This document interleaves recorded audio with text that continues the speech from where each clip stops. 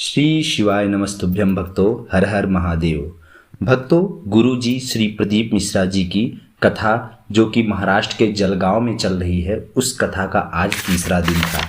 अगर जिस भक्त का भी किसी कारणवश ये कथा न सुन पाए हों टीवी या यूट्यूब पर, तो भक्तों उनका हम उस कथा का सार कुछ मिनटों में हम आपको देना चाहते हैं। तो भक्तों, आज गुरुजी ने 2 पत्र पढ़े जो कि बहुत ही महत्वपूर्ण थे। पत्र तो उन्होंने कई पढ़े, लेकिन 2 बहुत ही महत्वपूर्ण थे और कुछ उपाय उन्होंने बताए। तो भक्तों, उपाय के लिए और पत्र के लिए कृपया इस वीडियो को अंत तक देखें। भक्तों, आज प्रदीप मिश्रा जी ने अपना प्रवचन शुरू करते ही बोला, सारी समस्या का हल एक लोटा जल।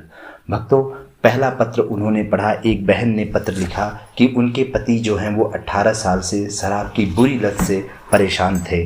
तो भक्तों, वो क्या था, 18 साल से वो दिन रात शराब के नशे में डूबे रहते थे, जिससे उनकी पत्नी बहुत ही परेशान रहती थी। फिर किसी ने उनको पशुपतिनाथ का व्रत के लिए बताया और भक्तों, पशुपतिनाथ का व्रत उन्होंने किया और तीसरे सोमवार मतलब तीसरा पशुपतिनाथ का व्रत उन्होंने किया, उससे उनके पति के शराब पीने की लत में कमी आई। साथ ही शिव महापुराण की कथा को भी पत्नी अपने पति के साथ सुनती थी, जिससे पति के ऊपर बहुत ही गहरा असर हुआ और उन्होंने शराब पीने की इच्छा को दमन कर दिया, यानी कि उन्होंने शराब पीना छोड़ दिया। तो भक्तों, देखा आपने शिव पुराण की कथा से कितना उपकार होता है लोगों का।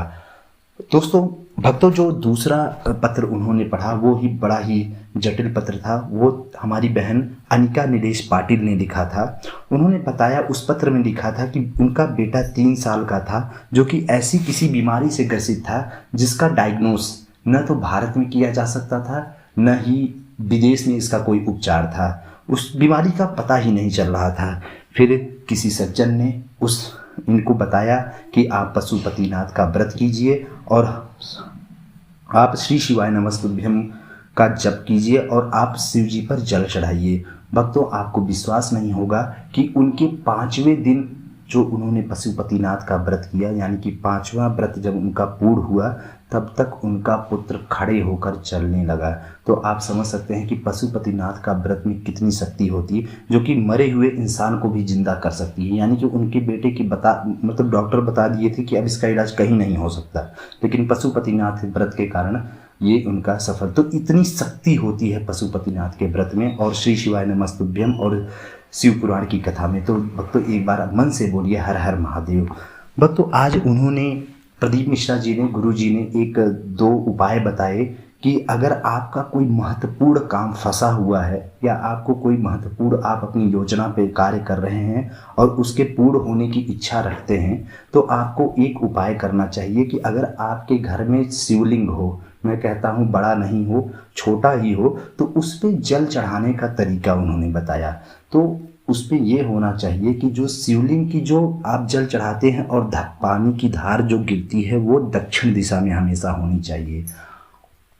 दक्षिण दिशा में आपका मुख होना चाहिए और पानी का दिशा जो होनी चाहिए वो उत्तर में गिरनी चाहिए।